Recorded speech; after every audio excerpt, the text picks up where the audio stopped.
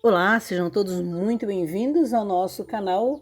Estamos aqui começando mais um momento de reflexão e eu já convido você para se inscrever, para ativar o sininho, também deixar o seu like e o seu comentário e o mais importante, compartilhar essa mensagem maravilhosa.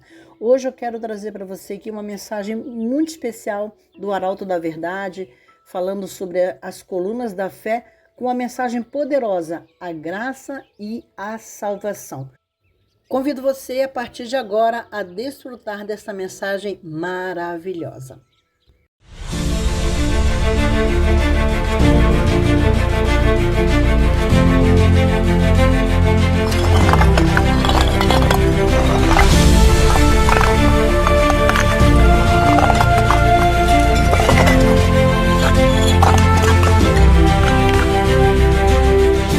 Tema de hoje: a graça e a salvação.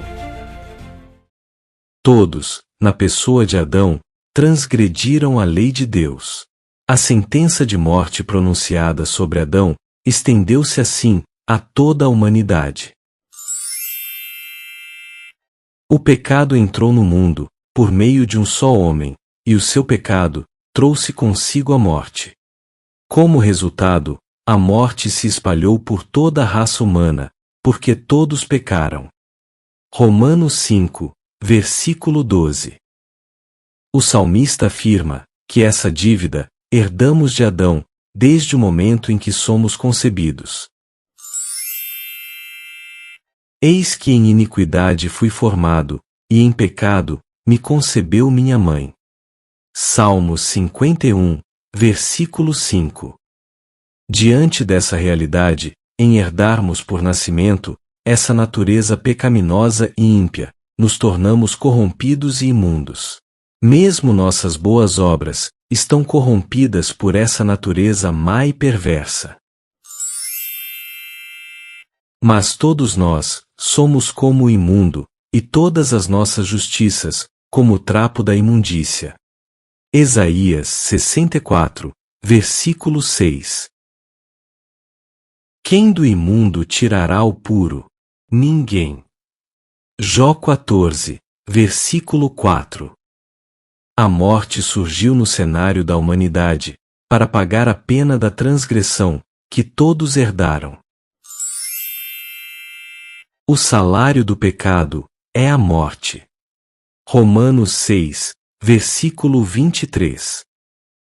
Diante da horrível situação de destruição, em que a humanidade caiu por causa do pecado, lemos: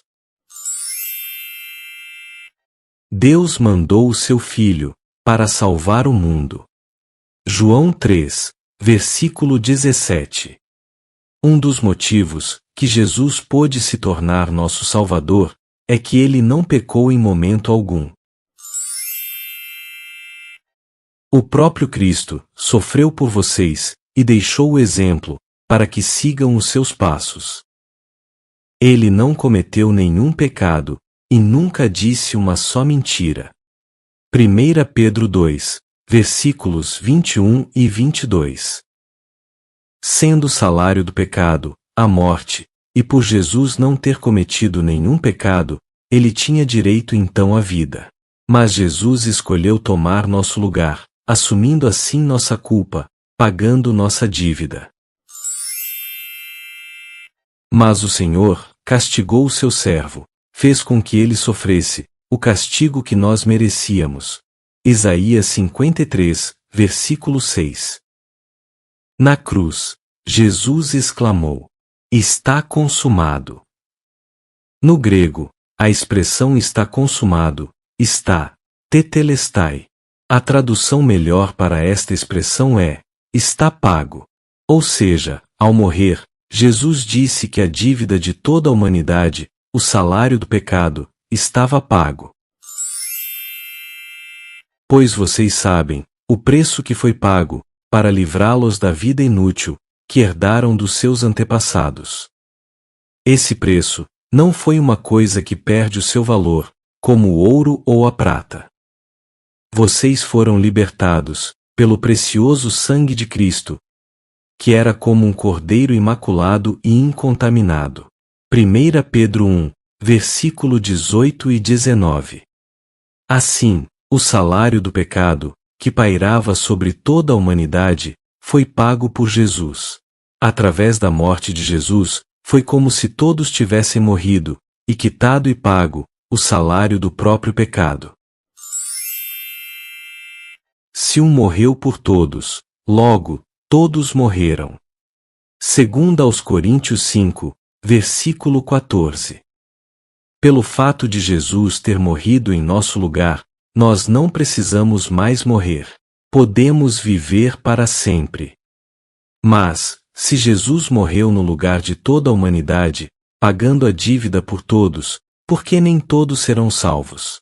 O que ocorre é que Deus estabeleceu uma condição para a salvação. Qual é ela?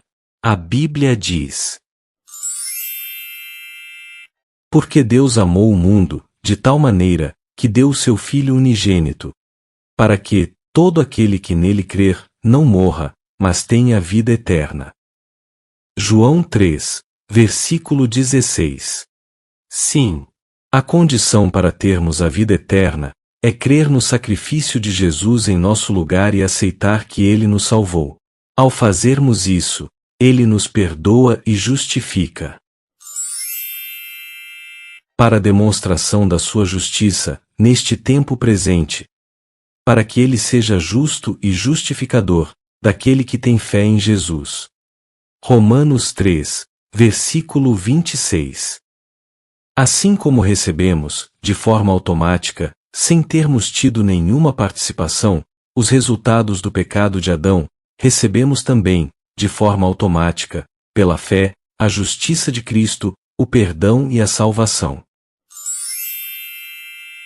Pois assim como, por uma só ofensa, veio o juízo sobre todos os homens para condenação, assim também, por um só ato de justiça, veio a graça sobre todos os homens, para a justificação que dá vida. Romanos 5, versículo 18.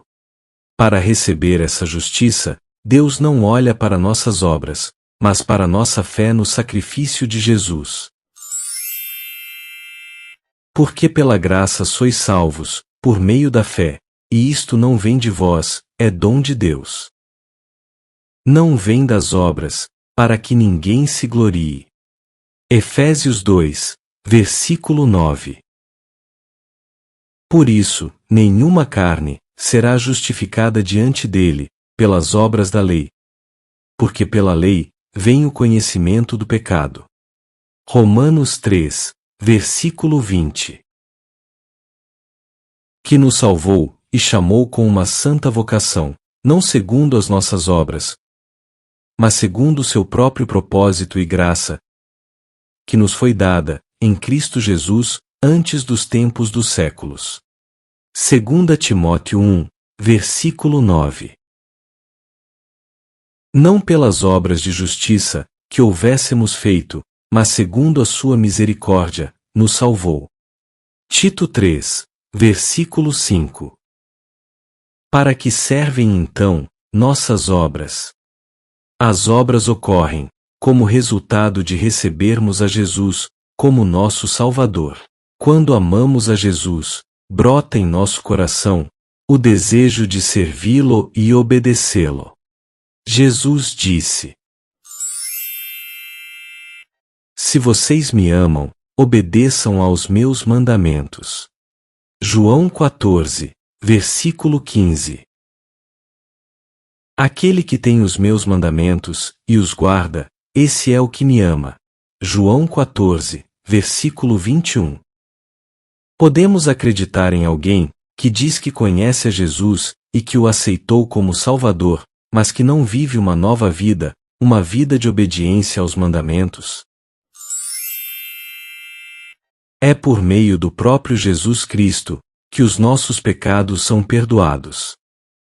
E não somente os nossos, mas também os pecados do mundo inteiro. Se obedecemos aos mandamentos de Deus, então temos certeza de que o conhecemos. Se alguém diz, eu o conheço, mas não obedece aos seus mandamentos, é mentiroso, e não há verdade nele. 1 João 2, versículo 2 a 4. Quando alguém verdadeiramente aceita a graça salvadora de Jesus, essa mesma graça que salva, também ensina a pessoa a viver uma vida diferente neste mundo, em harmonia com a vontade de Deus, e em santificação para a vinda de Jesus. Pois Deus revelou a sua graça, para dar a salvação a todos. Essa graça nos ensina a abandonarmos a descrença e as paixões mundanas, e a vivermos neste mundo uma vida prudente, correta e dedicada a Deus, enquanto ficamos esperando o dia feliz em que aparecerá a glória do nosso grande Deus e Salvador Jesus Cristo. Foi Ele quem se deu a si mesmo por nós, a fim de nos livrar de toda maldade e purificar-nos, fazendo de nós um povo que pertence somente a Ele, zeloso e de boas obras. Tito 2, versículo 11 a 14.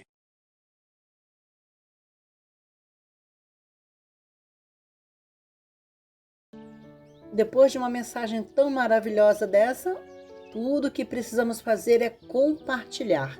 Muito obrigado pelo carinho da sua companhia. A gente se vê no próximo vídeo, no próximo momento de reflexão aqui no nosso canal. Que Deus abençoe você.